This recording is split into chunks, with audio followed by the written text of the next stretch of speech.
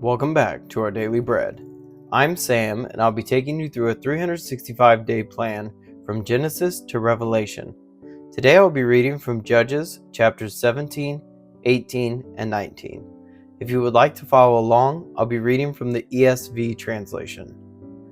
Chapter 17. There was a man of the hill country of Ephraim, whose name was Micah, and he said to his mother, "The 1,100 pieces of silver that were taken from you, about which you uttered a curse, and also spoken it in my ears, behold, the silver is with me. I took it." And his mother said, "Blessed be my son by the Lord." And he restored the 1,100 pieces of silver to his mother.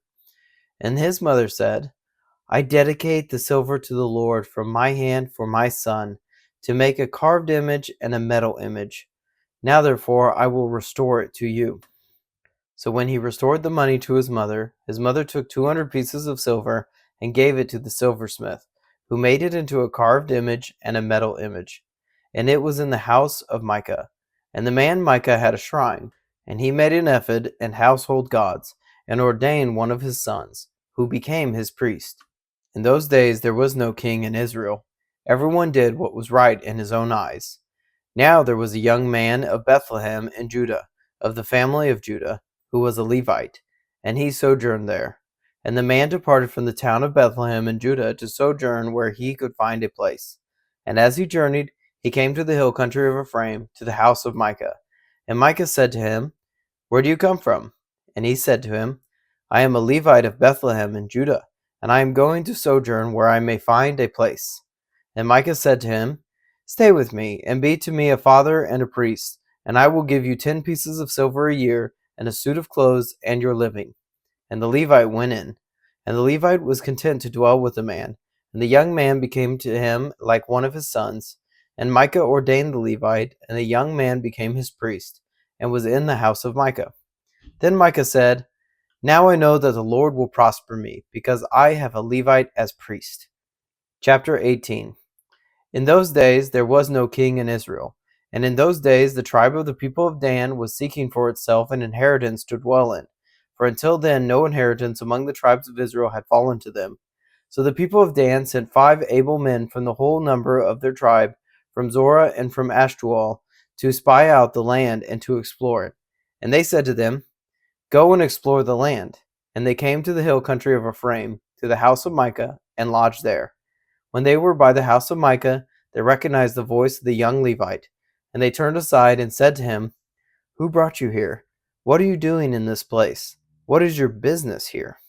And he said to them, "This is how Micah dealt with me. He has hired me, and I have become his priest." And they said to him, "Inquire of God, please, that we may know whether the journey on which we are setting out will succeed." And the priest said to them, "Go in peace. The journey on which you go is under the eye of the Lord." Then the 5 men departed, and came to Laish, and saw the people who were there, how they lived in security, after the manner of the Sidonians, quiet and unsuspecting, lacking nothing that is in the earth, and possessing wealth, and how they were far from the Sidonians, and had no dealings with anyone. And when they came to their brothers at Zorah and Ashtaol, their brothers said to them, "What do you report?" They said, "Arise, and let us go up against them, for we have seen the land, and behold, it is very good. And will you do nothing? Do not be slow to go, to enter in and possess the land. As soon as you go, you will come to an unsuspecting people. The land is spacious, for God has given it into your hands, a place where there is no lack of anything that is in the earth." So 600 men of the tribe of Dan, armed with weapons of war, set out from Zorah and Ashtaol, and went up and encamped in Kiriath Jearim in Judah. On this account that place is called Mahaneh Dan to this day. Behold, it is west of Kiriath Jearim. And they passed on from there to the hill country of Ephraim, and came to the house of Micah. Then the 5 men who had gone to scout out the country of Laish said to their brothers, "Do you know that in these houses there are an ephod, household gods, a carved image, and a metal image? Now therefore consider what you will do." And they turned aside there, and came to the house of the young Levite, at the home of Micah, and asked him about his welfare. Now the 600 men of the Danites, armed with their weapons of war, stood by the entrance of the gate. And the 5 men who had gone to scout out the land went up and entered and took the carved image, the ephod, the household gods, and the metal image, while the priest stood by the entrance of the gate with the 600 men armed with weapons of war. And when these went into Micah's house and took the carved image, the ephod, the household gods, and the metal image, the priest said to them, "What are you doing?" And they said to him, "Keep quiet. Put your hand on your mouth and come with us and be to us a father and a priest. Is it better for you to be a priest to the house of one man, or to be priest to a tribe and clan in Israel?" And the priest's heart was glad. He took the ephod and the household gods and the carved image and went along with the people. So they turned and departed, putting the little ones and the livestock and the goods in front of them. When they had gone a distance from the home of Micah, the men who were in the houses near Micah's house were called out, and they overtook the people of Dan. And they shouted to the people of Dan, who turned around and said to Micah, "What is the matter with you that you come with such a company?" And he said, "You take my gods that I made and the priest and go away, and what have I left? How then do you ask me, what is the matter with you?"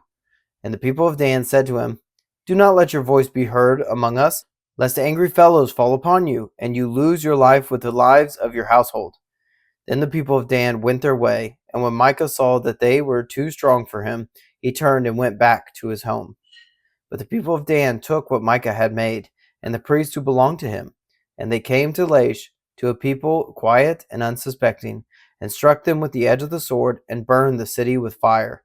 And there was no deliverer, because it was far from Sidon, and they had no dealings with anyone. It was in the valley that belongs to Beth Rehob. Then they rebuilt the city and lived in it, and they named the city Dan, after the name of Dan their ancestor, who was born to Israel. But the name of the city was Laish at the first. And the people of Dan set up the carved image for themselves. And Jonathan, the son of Gershom, son of Moses, and his sons were priests to the tribe of the Danites until the day of the captivity of the land. So they set up Micah's carved image that he made, as long as the house of God was at Shiloh. Chapter 19. In those days, when there was no king in Israel, a certain Levite was sojourning in the remote parts of the hill country of Ephraim, who took to himself a concubine from Bethlehem in Judah. And his concubine was unfaithful to him, and she went away from him to her father's house in Bethlehem in Judah, and was there some 4 months. Then her husband arose and went after her, to speak kindly to her, and to bring her back. He had with him his servant and a couple of donkeys, and she brought him into her father's house. And when the girl's father saw him, he came with joy to meet him. And his father-in-law, the girl's father, made him stay, and he remained with him 3 days. So they ate and drank and spent the night there. And on the 4th day they arose early in the morning, and he prepared to go. But the girl's father said to his son-in-law, "Strengthen your heart with a morsel of bread, and after that you may go." So the two of them sat and ate and drank together. And the girl's father said to the man, "Be pleased to spend the night, and let your heart be merry." And when the man rose up to go, his father-in-law pressed him till he spent the night there again. And on the 5th day he arose early in the morning to depart. And the girl's father said, "Strengthen your heart, and wait until the day declines." So they ate, both of them. And when the man and his concubine and his servant rose up to depart, his father-in-law, the girl's father, said to him, "Behold, now the day has waned toward evening. Please spend the night. Behold, the day draws to its close. Lodge here, and let your heart be merry. And tomorrow you shall arise early in the morning for your journey, and go home." But the man would not spend the night. He rose up and departed, and arrived opposite Jabus, that is, Jerusalem. He had with him a couple of saddled donkeys, and his concubine was with him. When they were near Jabus, the day was nearly over, and the servant said to his master, "Come now, let us turn aside to this city of the Jebusites, and spend the night in it." And his master said to him, "We will not turn aside into the city of foreigners, who do not belong to the people of Israel, but we will pass on to Gibeah." And he said to his young man, "Come, and let us draw near to one of these places, and spend the night at Gibeah or at Ramah." So they passed on and went their way. And the sun went down on them near Gibeah, which belongs to Benjamin. And they turned aside there to go in and spend the night at Gibeah. And he went in and sat down in the open square of the city, for no one took them into his house to spend the night. And behold, an old man was coming from his work in the field at evening. The man was from the hill country of Ephraim, and he was sojourning in Gibeah. The men of the place were Benjaminites. And he lifted up his eyes and saw the traveler in the open square of the city. And the old man said, Where are you going, and where do you come from? And he said to him, We are passing from Bethlehem in Judah to the remote parts of the hill country of Ephraim, from which I come. I went to Bethlehem in Judah, and I am going to the house of the Lord. But no one has taken me into his house. We have straw and feed for our donkeys, with bread and wine for me and your female servant, and the young man with your servants. There is no lack of anything. And the old man said, Peace be to you. I will care for all your wants. Only do not spend the night in the square.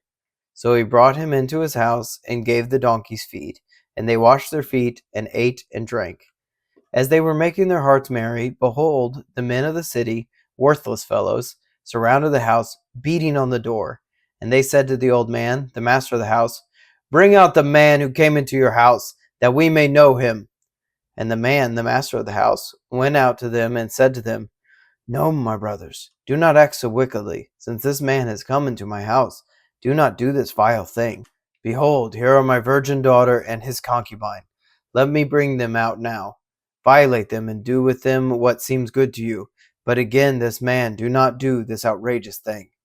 But the men would not listen to him. So the man seized his concubine and made her go out to them. And they knew her and abused her all night until the morning. And as the dawn began to break, they let her go. And as morning appeared, the woman came and fell down at the door of the man's house where her master was, until it was light. And her master rose up in the morning, and when he opened the doors of the house and went out to go on his way, behold, there was his concubine lying at the door of the house, with her hands on the threshold. He said to her, Get up, let us be going. But there was no answer. Then he put her on the donkey, and the man rose up and went away to his home.